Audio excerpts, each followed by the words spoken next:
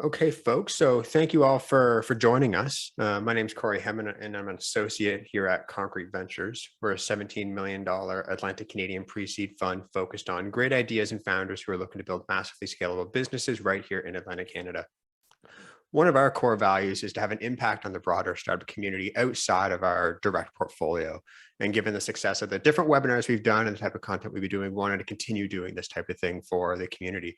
And that's why today we have Louis Custodio from Collage here with us to discuss hiring in 2022, a challenge that I know so many entrepreneurs are facing every single day. So throughout the session, you can ask questions through the Q&A feature right here on Zoom, and we'll either answer them right away or at the end of the session. And with that, I'd like to pass it over to Louis. All right, wonderful. Well, thank you, Corey. Thank you to you and your team for the invitation, and thanks everyone for making the time to talk to me today. I like to keep it conversational as I go through the slides. If you do have questions, type them in, and I'll do my best to keep an eye on the questions coming up, and we can talk about them as we go. We'll also have some time at the end for a discussion and your questions. I'd be happy to answer to the best of my ability. But very happy to be here. So let me begin my screen share, and then we'll go from there.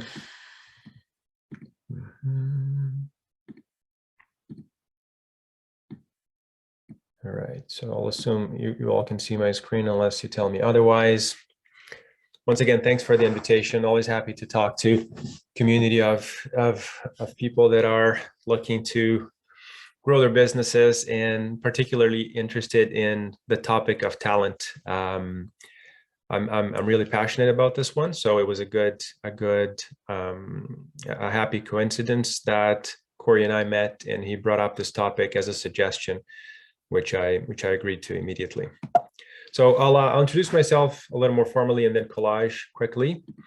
And after that, we go into the topic. So for myself, I was born in Brazil, and I attended a business school starting in 1999.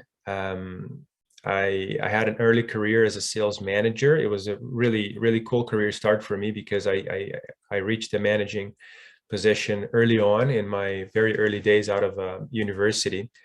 And then after that, I was empowered and excited about those early successful opportunities as an executive. I made myself an independent consultant, spent a couple of years doing that, made a lot of money, wasn't really happy, however, with that position, that job as a consultant.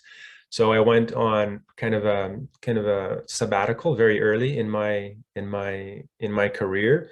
I stopped everything for some time. I sold the car I had at the time, put the money in the bank, and decided to travel with a backpack for as long as the money would last me. And that took me through the United States and Europe. And most of my time I actually spent in the north of Africa and Middle East at the time, traveling overland mostly, very different region, doing a lot of soul searching, meeting new people, seeing different cultures and different ways of doing things. Very interesting time of my life that lasted for some 8-9 months traveling. And then back to Brazil when I started 2 separate companies. First one was a digital marketing agency, which I ran for a couple of years with 2 partners, and then left for an international trade business that I started with my family. And that business still going today. I'm still a shareholder, but haven't been actively working in the business for a long time. My last position in Brazil before coming to Canada was as an executive recruiter. So I was doing lots of headhunting for senior managers and C-level positions. I found a talent and a passion in that. I had done some recruiting before as a sales manager. The organization I was a part of as a manager was pretty intense in terms of looking for top talent for sales. So that was an early experience. But then as a recruiter, I had, every day tons of interviews to do, and I loved doing that. So a big part of my career and a talent that I found relatively late in my formative years, but very cool experience. So after that, I moved to Toronto, 2015. The intention is really to immigrate to Canada, leave Brazil. A lot of people ask me why. There's a lot of reasons why I left Brazil, a country that has, multiple challenges, many great things, great people for sure, but also has its challenges. But the reasons why I came to Canada that I always mention when I'm asked there's 5 top reasons why Canada that I like to share with you. I'm sure most of you are Canadian here, and I'm happy to say it's number 1 is sorry, then there's please, thank you, excuse me, and personal space. These things are priceless. I know it's hard to appreciate in the way that I do if you were born here and you grew here, but the Canadian society is just such a pleasant place to be in. I absolutely love this country, love the people here, have been very happy since coming here. My career has been going super well. In fact, I'm becoming a citizen in 1 week. I'll have my ceremony to become a Canadian citizen. So since 2015, my wife and I have taken the steps to get to this stage, and next week finally this is happening for us. We already have 2 daughters that were born in Canada and therefore are citizens. So very, very happy story. Canada has a huge place in my heart, and very happy to be here, and very happy to be sharing, giving back a little bit perhaps today in this talk, because there's a lot to give back for sure. All right. And for Collage, I joined in 2016 as an account executive. I'm employee number 4. Today, I'm AVP of sales. We've been through an acquisition. It's been a really, really exciting story for Collage so far. I'm very happy to have joined this company. Things worked out really well for me in there, and I managed to grow organically, within the team through many people that came by. I found opportunities for my development, and currently head up the sales operations, both on the advisor technology side of the business, which is a big part of what we do, but also on the HR, Collage HR solution to employers side of the business as well. Very well. And so quickly about Collage, because unlike some of the speakers that came before me, I checked the videos on YouTube. Some of those companies don't really need an introduction. I think Collage deserves one. And what we are is an HR platform made for Canadian small to mid-sized businesses. Most of our clients are in the 10 to 50 employee range. I think the average client size currently somewhere around 25. We have clients all the way up to 200 employees, but most of our clients are really small teams, small, fast-growing teams. And what we do is bring together all the HR information along with benefits and payroll. And we have essentially every tool that a business would need to manage their people processes. So everything from hiring to offboarding, we have the tools to assist small businesses in doing that. And we've been very successful so far. It's a competitive space. Alongside Collage in 2016, a few other companies in the same space were founded, and it's been a fun battle so far in the space. But Collage has definitely come out victorious so far, and we're doing great things for our clients and have an exciting roadmap ahead as well. So that's a little bit about us. And the conversation today, I kind of cut it up into 4 topics, which are the main topics related to talent, which is attraction, selection, onboarding in the first 90 days, and then a plan B. What if things don't go well? What if it fails? You hire someone and you have to start from scratch because that hire didn't go well. That's also something I'm going to discuss today. So as Corey said, if you have questions about what I'm talking about at the moment, please feel free to make a comment, and well, thank you. Now I'm keeping an eye on the chat. I wasn't before. See lots of congrats here. Thank you very much. Yeah, happy about the citizenship and everything. So I'll go into the topic. If you guys have questions, please let me know, and I'll be happy to answer. Now, so on the topic of attraction, the first thing you need to do is, if you're looking to add talent to your company, is attract them, right? And one major way of doing that, or a major tool that helps you do that, is the job description. I'm sure all of you have been through this process before, so having to sit down and write up a job description. And it really is a key instrument. It is something you should dedicate time to. First thing I would say is, do some research, right? Go to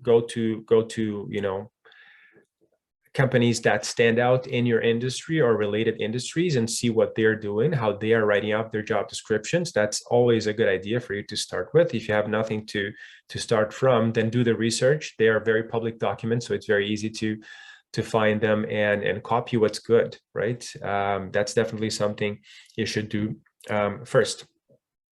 Second thing is, some people, Adam Grant is one name that came up, but a lot of people on LinkedIn are posting articles all the time about these big questions that candidates should be asking companies. And in our experience, at least in Collage, it's been the case that not many candidates actually bring those, big, difficult, or I don't want to say difficult necessarily, but those, big questions to employers. It doesn't happen that often, but it's actually a good idea. It should happen. It gives you as an employer opportunities to speak. So I would recommend that if you look those articles up that about questions employees or candidates should be asking potential employers, look at those questions and try as much as possible to answer them proactively in your job description, and then later on in the interview conversation as well, right? Because most times candidates will not bring them up, but they're good questions. They are topics you want to discuss. So if the candidate doesn't bring it up themselves, then make sure you add that information to your job descriptions, or to the extent that it's possible, because you don't want to get too long with your job description, but then also keep some of that for the interview conversation. So doing that research is also useful. And keep in mind that the information onus is on the employer right now. You have to sell your business, you have to sell the position, and it's an opportunity for you to be transparent, right? So no doubt that you have to use the job description as an instrument to, at the same time, be transparent, give candidates a fair look into what your business is and where it's going and what the culture is like. So take on that responsibility to yourself. Don't leave it up to the candidates. It used to be the case, and I told you before, I've been in business for some time. So things were very different in the past, where there was a lot of pressure put on the candidate, and the candidates were asked to, do the research. They were told that they had to research the organizations where they were applying to, and they had to learn about things. It's shifted a little bit. It's a candidate's market right now. So as employers, you should take on that responsibility to prepare information that you want the candidates to see. So definitely do that. And then I wanted to suggest to you the structure we use to set up our job descriptions. So if there's anything that you can take away from this slide that is like very, very easy to adopt, if you want to take notes now maybe would be a good time. It's the structure. It's how we do it. It's been working really well for us for a few years now. So first thing you want to have, the first section you want to have on your job description is who we are and what we stand for, right? Talk about your organization and let people know what you do and what you stand for. That's really important to be right there at the beginning, because there has to be interest and a good sync, right, between you and the candidate at that level. So very important information to put right at the top. You then want to talk about the day-to-day, how the team functions, the team they're going to be in, the larger organization, locations, the office, what every day is going to feel like in this organization. I know that, hybrid and remote is a big thing now. So you might want to hint at that at this point as well, and then talk more about it alongside comp. But what the day-to-day looks like is where you help the candidate, now that they understand what the organization is about, what is my day-to-day or the day-to-day of an employee at this organization. What does it feel like? What does it look like? Next is what you as a candidate should bring to the table. So now we go more technical and more specific into what's expected of a candidate for that specific role. And then finally, what you as an employer will bring to the table, which is comp and perks. You want to focus on total compensation here, right? Just just like on a job offer in the end as well, make sure you don't focus too much on just the financials, just salary, just figures, especially if you're not an employer in a position to, simply outbid the rest of the market. Then you have to get creative and you have to value the other things that you can bring to the table besides, the money itself. So definitely comp and perks is what you want to have at the bottom, but paint a full, beautiful picture of what that looks like for a candidate. And that should be enough information. I mean, there could be more things you add to this, but this leads to concise job descriptions. If you want to go to collage.co, click careers at the bottom. I told you to do the research. You could go there and take a look at how we're doing things. You're going to see that this structure is pretty consistent across the job descriptions. And like I said before, it works well for us. Oh yeah, remote and hybrid. Of course, you want to highlight that because a lot of candidates nowadays are looking for positions that will offer hybrid and remote arrangements. So if that's the case, if you're open to that possibility, then absolutely make sure that is noted. Still on the topic of attraction, how to attract, top talent to your organization. You want to think strategically about the channels you're going to use to put out your message. And that's mainly job boards, not only, but job boards is a big part of it. It's where your, passive applicants are going to come from. And, I have some specific advice to you here. LinkedIn, of course, is a big one that you should use. I wouldn't restrict it to, this or that kind of position. Just I would, whatever you're doing, whatever you're recruiting for, I would make sure it's on LinkedIn and Indeed as well. At least for Collage and many of our clients, we see that it works well. In fact, we've built for our platform, the applicant tracking system in Collage HR.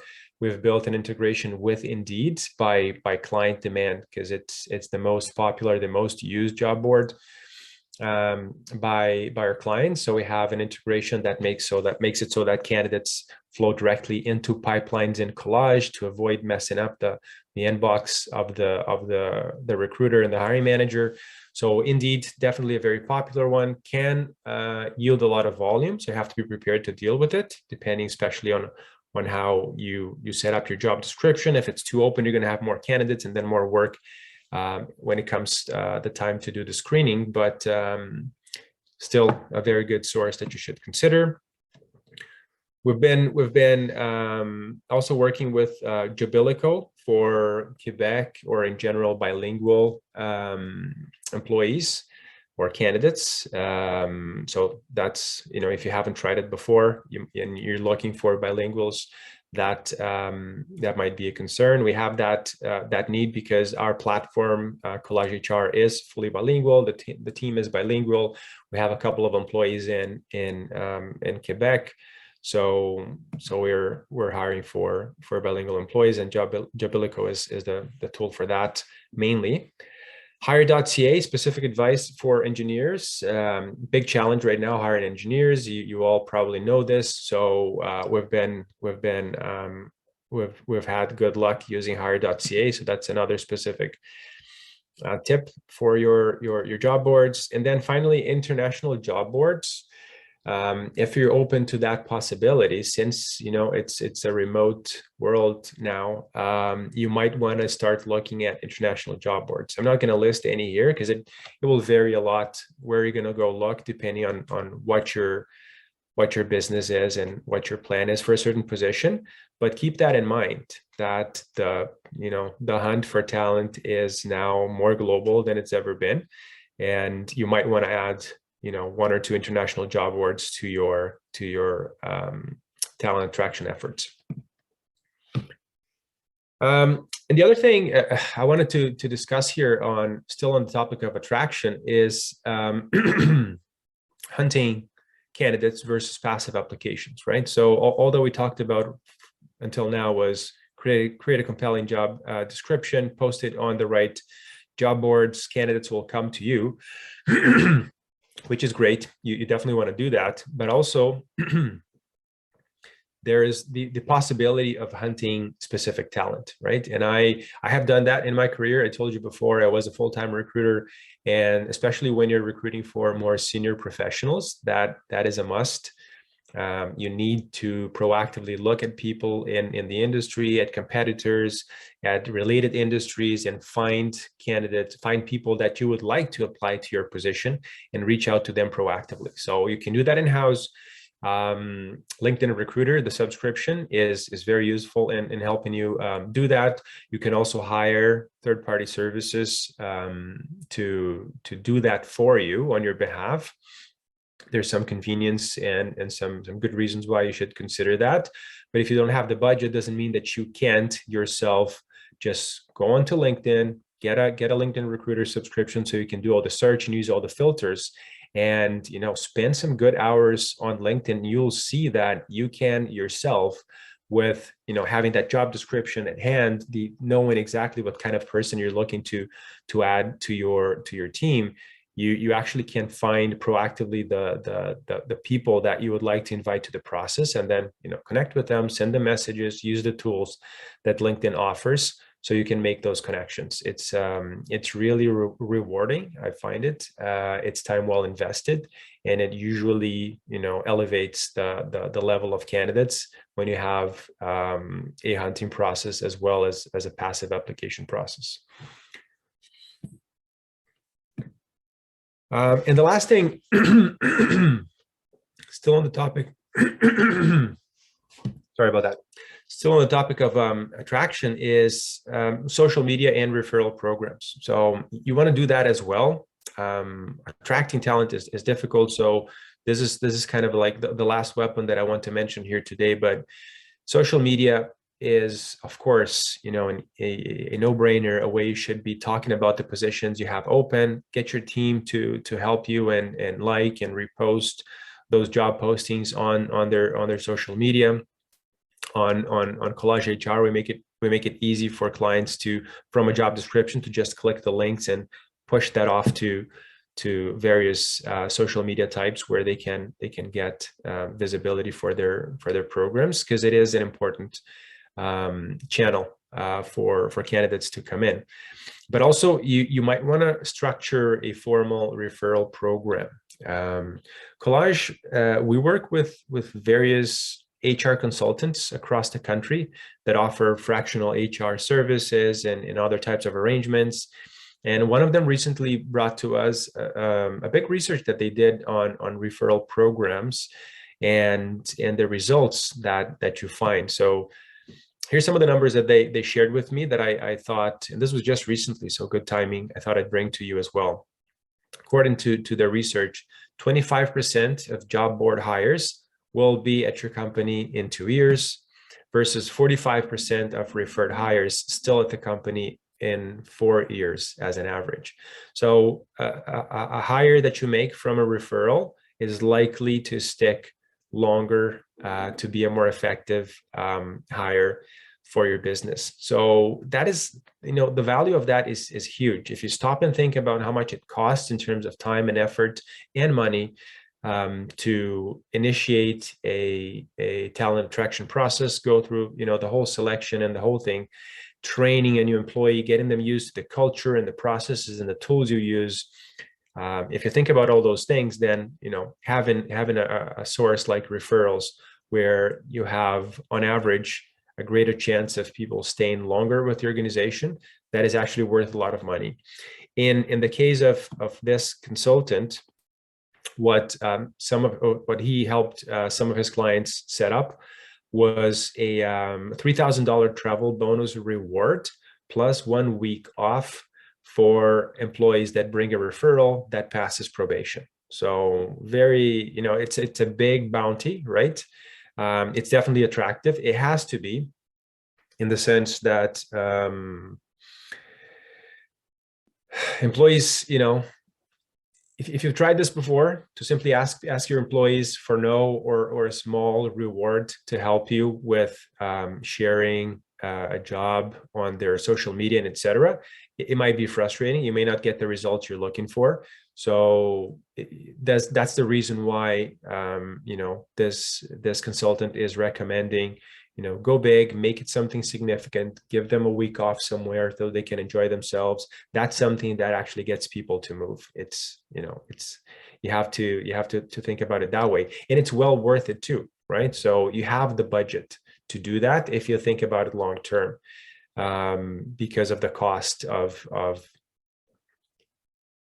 bringing talent over and training and all that stuff. So if you do the math, the $3,000 in a week off for an employee that makes that contribution to the business, it's actually a good investment, or it can be, right? Something for you to consider. May not apply to every business out there, but definitely something to keep an eye on. The caveat here is you have to clearly define what a referral is to your team, the submission process of those referrals, and also what the next steps are, right? So if you're going to do something like this, make sure your team understands what is a referral. If I stand up and I come to you and I say, hey, I have a cousin that is doing this and that, you might be interested. If I send you an email with someone's LinkedIn profile, is that enough?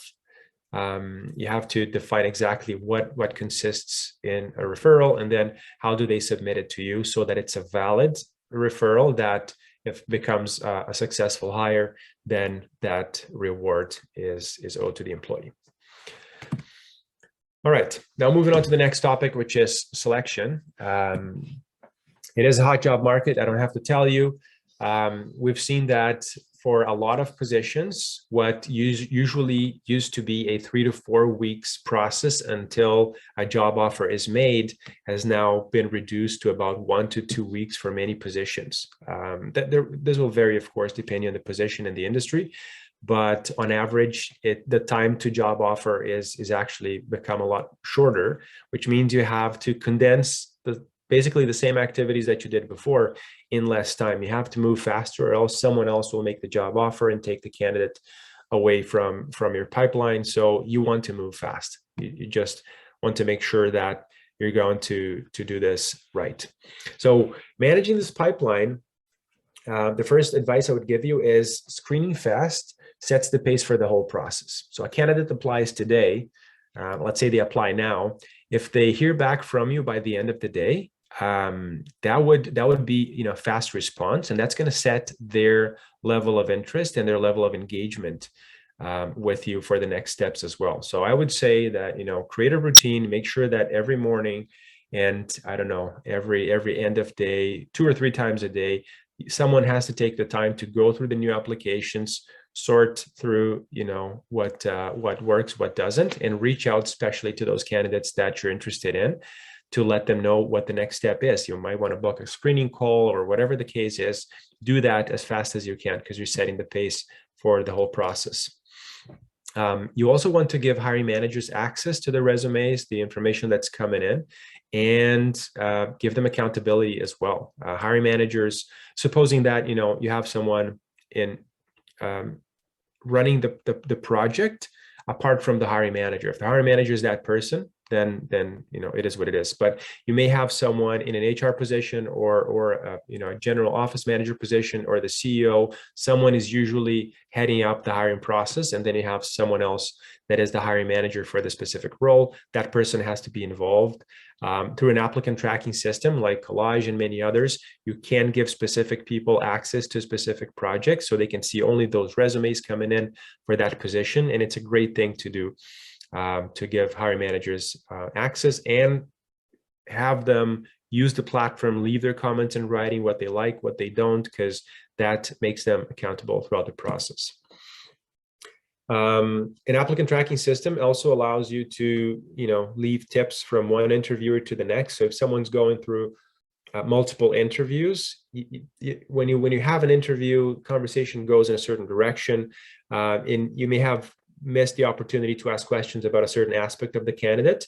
You can ask the next interviewer to dive into that you didn't have an opportunity to, or after the interview you kind of you were left with a doubt about the candidate or something. So you can always chat between interviewers and make sure that the next one has some context from the previous interview to go deeper in the right direction.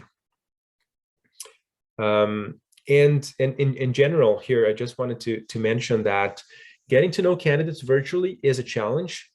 Success rates we see are lower now than before. Having to interview people online only is not the same as being able to meet in person a lot of times. So, and I think it's probably a matter of adjusting. People are getting better at doing online interviews and not having any in-person steps in the process. But it just means you need to invest in getting to know people. So maybe extend the time, the length of your interviews, do whatever you can to spend more time with this candidate, to give them the opportunity to get to know you and to get to know them better as well. It is a challenge to do everything virtually, but it's also the norm. So it's on you to create the process in a way that you're giving candidates an opportunity to present themselves and to learn more about you, everything on virtual.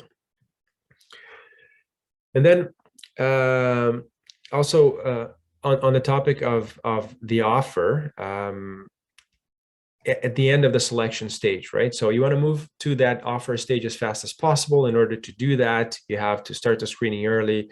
You have to move quickly through the interview process. So get the agenda from the candidate, book all the other conversations that you need, do your best to get them to know them, and get to the offer stage as fast as possible. Depending on the kind of budget you're in, my main recommendation for the offer stage is, get to it as fast as possible, as long as you're confident on the candidate, but, as fast as you can, and then focus on the total comp, not just, dollars. You have to think carefully about everything you bring to the table, everything you're offering the candidate. And that sometimes is things that are not easily translated into dollar amounts. But that's sometimes where some of the greatest benefits of working somewhere are. So make sure that you bring up culture, you bring up perks, you bring up convenience, everything that is a part of joining your organization, right? When you're writing up that offer letter. Very well. All right. And now moving on to the onboarding stage. So assuming that you've attracted a good number of candidates and you've interviewed them, you've made an offer, you've been successful, someone's accepted your offer. Now comes the onboarding stage. And the first thing is, you're going to do all the digital data collection for that new hire. Most of the time it's going to be digital, and it should be. But you have to realize that after the job offer is made and the job offer is accepted, that job offer is not a binding document, right? Someone that accepts your job offer might still change their minds and go somewhere else, or not change their jobs. So it's definitely an instrument you want to use. It creates a little bit of a commitment, but it's not something that's set and done.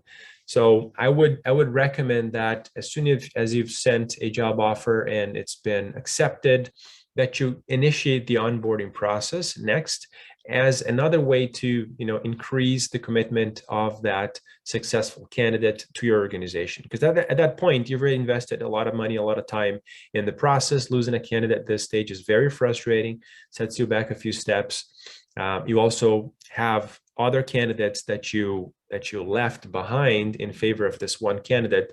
And those are, think of them as leads, right, in sales, and they're growing stale. If you might have gone back to them and said, process is closed, we found a candidate, or you may have not yet gone back to them, but time is passing, and candidates know that if it's been the pace has been relatively fast, and then it's been a week, no contact, something's going on. So you kind of risk losing all your finalists if someone that you make an offer to changes their mind. So initiating the onboarding process as soon as the job offer has been accepted is a good way to keep that commitment, or increase the commitment from the new hire, keep them close to you as you're waiting for their first day of work. So digital data collection is a big topic. Most small employers are used to collecting all the sensitive employment information, by email, unless you have a platform like Collage that will do a digital onboarding process for you. So this is a moment where I think that it's definitely a worthwhile investment to have a platform that helps you do the onboarding process from A to Z. Everything, all the information that's collected is collected securely instead of email. You don't want to ask someone to share their SIN number and bank account information by email, for example. A lot of employers will do that. It's not to be taken lightly. This is very, very sensitive information, and you want to collect it in the right way. Also, making sure that the candidate feels comfortable doing all that, and that's the beginning of their experience as an employee. You want it to be, as good as possible. So you want to make sure that sensitive data is secure, if possible. You want to make it so that that data collection includes all the information you need for HR, benefits, and payroll purposes, and that's something that Collage developed along the years. At the beginning, we didn't have the full all-in-one solution. We eventually got to it so that the information you're collecting from a new hire is sent automatically to your group benefits provider, sent automatically to your payroll provider as well, so that you're not doing that double, triple entry, or worse, you're forgetting to, for example, enroll a new employee in benefits in time, and then they may become a late applicant, lose coverage, or have to go through a medical questionnaire so they can join the plan. All of those things are liabilities and risks for an employer and inconveniences for the employee. So as much as possible, consolidate those three things. You also want to delegate onboarding tasks. Most of our clients are small teams. Many people wear many hats. So you're certainly not going to be the only person involved in making the first day of a new employee a success. Delegate those tasks, keep track of them, set deadlines, and make sure that they are being completed so that when an employee shows up for day one, all the paperwork, all the boring stuff has been taken care of. Transforms day one of a new employee into a much nicer experience when it's like that. So send it out as soon as possible, also so that before the day one, all that has been done, all the payroll, benefits, and HR information has been collected. And if you need to, buy a new laptop, if you need to set up a work email, you may need to, order a company t-shirt for that new employee. All of those things, all of those little things that need to get done, they are ready for day one. So the best way to do that is to delegate and keep track of those tasks that you're delegating. You also, a little bit in advance, once you're confident that this new hire is joining the team, perhaps a week off from their first day, you want to announce it to the team. Just be mindful of confidentiality, especially in industries where a lot of people know each other. You want to make the announcement to the team and reveal the name of that person that's joining after the candidate has had the opportunity to notify their current employer, if they're working, that they're leaving and they've made their arrangements. People have bonuses sometimes that they time their leaving a certain company after they've received their bonuses and all that stuff. So you don't want to share that information too early and cause a problem for your new hire. But you definitely want to let your team know in advance who is this person that's joining, share some information about them. You may even ask the new hire to share some information about them, and then you get that blurb, send it to the team, create some excitement so that people are ready to welcome a new team member when that day comes. And a welcome package is something simple, easy to do, small gesture that goes a very long way. And this is all you see. All of these things that I'm talking about here are strategically important in terms of retaining that new hire, right? And I talk about them because it may seem that the biggest struggle is in the attraction and then selection process. It is very exhausting, right? It's a few weeks that you have to dedicate to that process. It's exhausting. You talk to a lot of people. Interviews are an energy drain that is just unbelievable. But after that's done, so all that work has been put in, you really have to treat the process carefully and the candidate or the new hire carefully so that nothing goes wrong and you start with the right foot. So a welcome package is another little thing that goes a very long way. So put together a company, like a t-shirt with the company logo, a mug, whatever you guys do. for your employees and stakeholders. Come up with something nice and make sure that's delivered either in advance or right on the day one of a new hire, because it will be appreciated. And those little things strengthen the bond with this new person. All right, and then beyond the onboarding experience, come the first 90 days. I would suggest that you have a few different meetings with the new hire. You can work on your own schedule. It depends on the time you have available for this, but definitely you got to have some structured process in place for those first 90 days. Also because, like I said before, some of these new hires, they're you're not going to meet them in person. It's making the process harder to get to know someone and make sure they're a cultural fit in particular and all that. So you want to pay good attention to the first 90 days, also because you may change your mind as well, right? This candidate may change their minds, but you may realize you made a mistake in the process. And those first 90 days, they are key. If the interview process was not enough for you to make sure that person was the right fit, then I guarantee you the 90 days will tell you if you put in the right process and the effort. You have to do that because there's more than enough time in 90 days to realize if that's a good hire. And if it's not a good hire, if it was a mistake, then the best thing you can do is do it the right way, but to part ways with that candidate. Very difficult decision to make, right? Not something simple. So what I'm saying is invest in the first 90 days so that you can get to a conclusion confidently about this new hire. So the day one is supposed to be mostly a happy experience, joining the team. You might want to book a series of calls with managers across the organization so they get to know the different divisions and what people do. You also might want to structure something like a team lunch or a breakfast or whatever you typically do. So first day is supposed to be a happy day. Like I said before, if you've done the digital onboarding appropriately, all of the paperwork, all of the data collection has been taken care of. So when they come in for their first day, whether it's in person or virtual, it's mostly about meeting colleagues, getting training, and maybe getting some work done. Also getting used to the tools and the things that they're going to be using on their day-to-day, right? So during the week one, that's the time for all the meetings and the social events with the people they're going to work with, which is awesome.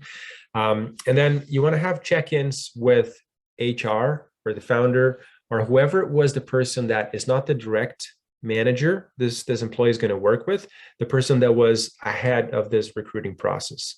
You're kind of the ambassador, right? You're kind of the one person that made the company promises to the candidate. Maybe that's a good way to frame it, because when you're talking to candidates, you sell a business, you sell a culture, you sell a role. There's no way around that, right? You definitely have to sell a proposition to this candidate, and whoever made those promises, it's usually not the hiring manager. They're not the same person. That person should remain responsible for those promises and making sure that the candidate is well and happy and doesn't have any serious issues or questions that they're dealing with. So these check-ins are a good opportunity for that. So you want to keep maybe you do weekly or bi-weekly after day one, right? So on the day one, you want to sit down, welcome that person, maybe at the end of day one to see how that went. And then from there, either weekly or bi-weekly throughout the 90 days, I would recommend that someone has a check-in with this candidate to make sure that they're integrating well into the culture, they don't have any questions, and they have everything they need to do their job. Their manager, their business manager, that person's going to be working with them day to day, and they will have different responsibilities in terms of how this person, achieves success. But I'm talking more about, well-being and feeling comfortable in the organization. That someone else should be, tracking that and making sure that that's the case. Onboarding surveys are also a useful tool. So you might, at some point after they've joined the company, you might want to send a formal survey to ask questions. That's an option, and collect some feedback about how the experience went. And like I said before, the focus should be all on culture fit and well-being for the survey and for this schedule of check-ins with the candidate. This is the question you're trying to answer, right? Have we met your expectations? Because if there's a gap there, that could lead to an undesired outcome. They could be, job hunting again before you know it. So you want to make sure you identify those gaps as soon as possible and work with them to close the gaps. Well, finally, now the last thing I wanted to talk about is the plan B, which is, what if it fails? You've done all this effort, you've been through all of this, and maybe that new hire that you had very high expectations of didn't work out. So how do you handle it? And we had some of these experiences at Collage. We've been generally very effective in identifying talent and culture fit and bringing them aboard the team. But of course, we've made some mistakes along the way as well in these 6 years now. So the first thing you want to think about is, I think it's actually two things kind of connected, is, if you've come to the conclusion that you have to let that person go, whether it's within the 90 days or 180 or, whatever point it is, you're going to have to go back to the beginning. That's the first thing, but you have to, to be transparent with the person. So maybe some of you know a bit about Canadian legislation, but regardless of your level of knowledge, I would definitely recommend that if you're facing that decision, then the first thing you do is, get some advice from a professional, an HR professional, a legal professional, on what you owe this employee that you're planning on letting go. Before you communicate that to the employee, the first thing you want to do is get some advice, right? You want to make sure I'm assuming here, maybe I shouldn't have, but I'm assuming here that you've already done everything in your power to make things work, right? You had a performance improvement plan. You tried to make things work with that new hire, and you've come to the conclusion that it's not going to work out.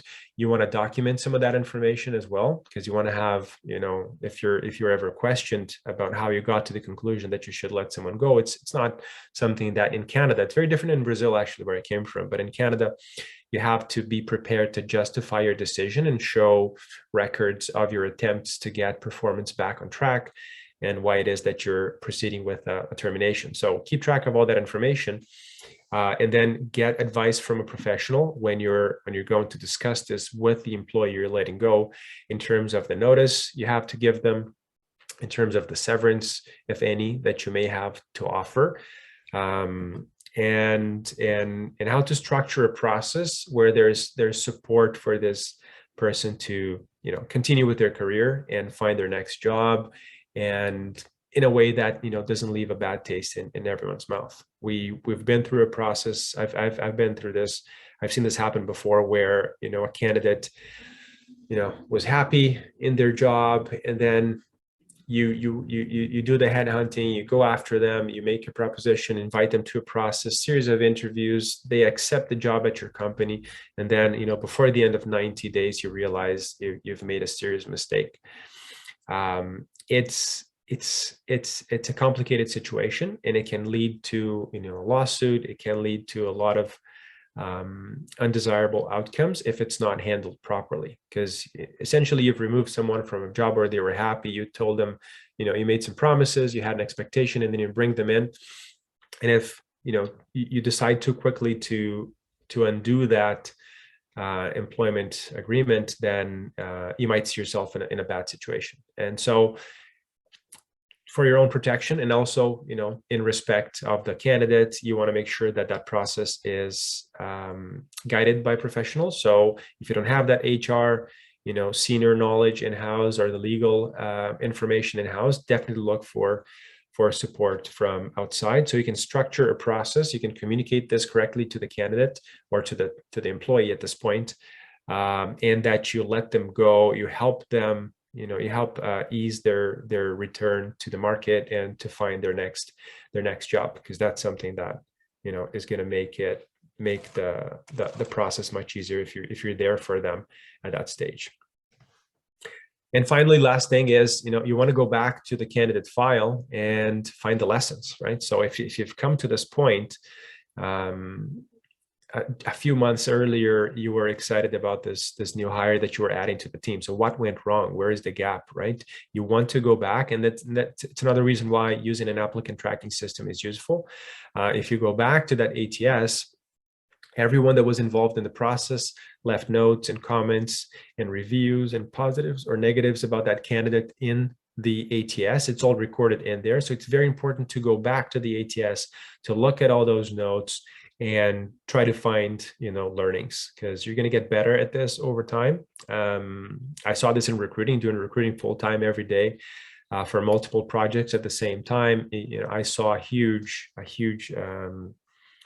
learning curve for myself as a recruiter. So in whatever position you have at your business, you will get better at this over time as well. But it's really important when things go wrong to go back to the files and try to find the reasons, try to see what you could have anticipated, what you could have seen before that you didn't see that would have avoided this outcome, because it's very painful and very, very expensive to make a recruiting mistake.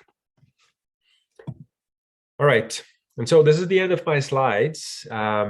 We still have some time, so I'd be happy to answer any questions. I haven't seen any questions come in so far. So if you have any, feel free to type them in, and I'd be happy to answer them. Thanks for that, Louis. No, that was great. And yeah, folks, we have the Q&A feature at the bottom of your screen there. So if you were to click on that and ask anything that you're looking to learn, maybe I'll start us off, Louis. I have a question. I see this now and then float around LinkedIn or Twitter when it comes to job descriptions and straight up kind of listing what the compensation is, like putting the dollar value maybe right in there or the total comp right in there. What are your thoughts on that? What are you kind of seeing in the industry with respect to something like that? I think that, focusing on the dollar amount depends on how confident you are that you're capable to simply, outbid or match what the top employers in that industry is doing, right? It works for some people. It's also a reflection of culture, right? You have to think about that. It does say something about the company culture if compensation is right at the top. So don't be... Most of our clients, most of the company of the people I talk to, and maybe that's the case for some of you listening today as well, most of them are not in that position where they know they have the biggest, dollar offer. So if that's the case, then don't be intimidated by those. Don't try to copy or mimic that, because it's not going to work as well for you if you don't have a very compelling dollar amount to show. Focus more, like I said before, on the total comp. So what else besides dollars is offered, right? Because with that dollar amount that maybe a big employer is offering proudly in their job descriptions come a bunch of things as well, right? Different type of culture. You're going to be a number. You're not going to be, well known. So bigger organizations, bigger salaries, very different culture, very different experience. So you want to, I guess, focus on what your strengths are. If the dollar amount is your strength, then by all means, show it right at the top. But if not, then you want to paint a broader picture with total compensation. For sure. No, that makes sense. So we do have a question here from me. So what's the best way to securely gather sensitive information while onboarding a new employee? Well, thank you, Lee, for the question.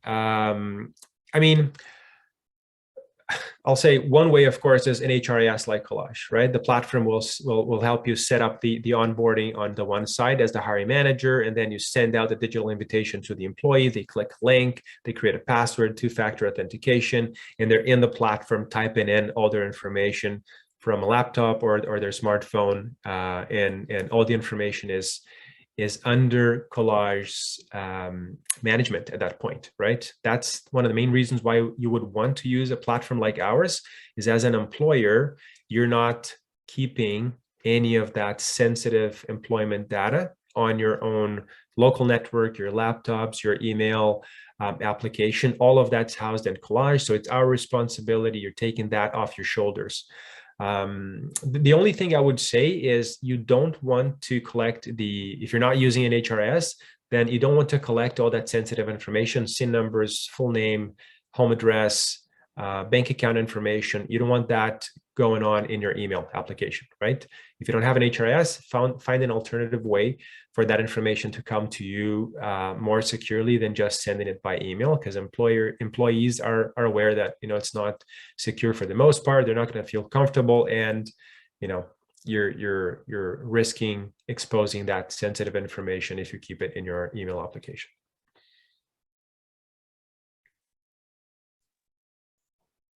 No, absolutely. I think it's important to start moving the sensitive data away from the email or Google Drives and open documents of the world. Is there any other questions, folks, for Louis before we wrap up here? I joke that Microsoft Excel is our biggest competitor. It really is. It's spreadsheets that most of the time carry the all that information. It's not the best way to do it. I think there's a follow-up from Lee. Best practice to ask for background checks. Great point. Yes. I would say so. Yes. So simple, so cheap. Background check is going to cost you $20, $30, $50, depending on what you're picking. And it's an extra layer of protection, shows professionalism. So you can make a job offer. It doesn't have to slow down a job offer. You can make a conditional job offer based on the outcome of the background check. So definitely something you should do. It is something we automate in Collage as well. We have a partner so that, there's a button in Collage that when you get the candidate to a certain stage, you can click and say, run a background check, and then it's all done automatically for you. Definitely something I would encourage. It's mandatory depending on the industry and the type of role you're hiring for. But in general, think about, criminal background checks, the most basic one, but also a credit check. Depending on, the kind of information an employee is going to have access to at your company, someone that is broke, someone that is in a difficult financial situation might be pressed to, I don't know, commit a crime, right? With valuable data at hand. So for thinking about it from that perspective, you want to make sure that everyone you're working with is in good standing with the law. So background checks are super helpful in that sense. For sure. No, that's good. Well, if there's no other questions, Louis, I want to thank you again for taking the time to chat with us today. Certainly learned a lot. Certainly got a few insights to take back about the hot job market, perhaps in 2022. So thank you again.